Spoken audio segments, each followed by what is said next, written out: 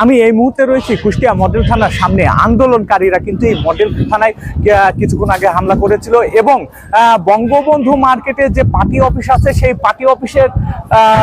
Party অফিসে তারা হামলা করেছিল এবং পার্টি অফিস ভাঙচুর করেছে। পার্টি অফিসের ভিতরে গিয়ে আগুন দিয়েছে এবং চেয়ার যা ছিল সবকিছু কিন্তু ভাঙচুর করেছে। এবং আপনারা দেখছেন যে কুষ্টিয়া মডেল থানার কে ঘিরে কিন্তু চারপাশ থেকে আন্দোলনকারীরা ঘিরে রেখেছে এবং পুলিশ কিন্তু বর্তমানে কঠোর অবস্থানে রয়েছে।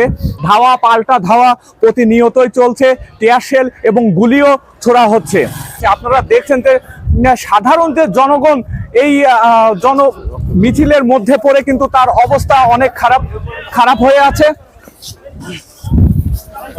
তারা কিন্তু আটকা পড়েছিল, তারা বের হতে পারেনি। আপনারা দেখছেন এখন পরিস্থিতি একটু শিথিল হওয়ার পরে তারা এই আটকা পড়া স্থান থেকে কিন্তু বের হয়েছে। আপনারা দেখছেন মহিলাটা কিন্তু গুলিবিদ্ধ হয়েছে এই ধাওয়া পাল্টা ধাওয়ার মধ্যে এবং তার অবস্থা কিন্তু খুব একটা ভালো না।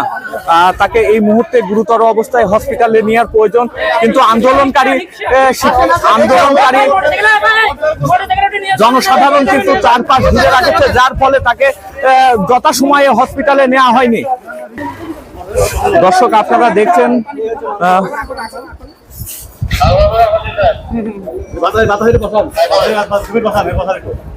সকাল থেকেই কিন্তু কুষ্টিয়ার পরিবেশ অনেক উত্তাল ছিল এবং আন্দোলনকারী শিক্ষার্থীরা ঝাঁকে ঝাঁকে এসে কুষ্টিয়া মদনপুরে অবস্থান নেন।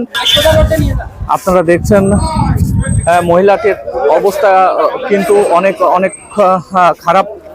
তার কিন্তু গুলি লেগেছে এবং তিনি কিন্তু অনেকক্ষণ ধরে এখানে একটা দোকানে বদ্ধ হয়েছিল। তিনি এখন হসপিটালের দিকে যাবেন।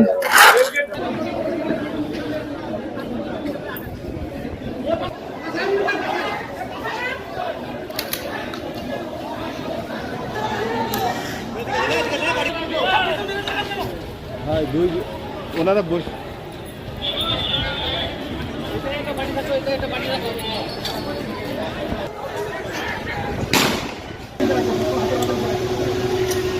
মাথা নিচে রাখবেন।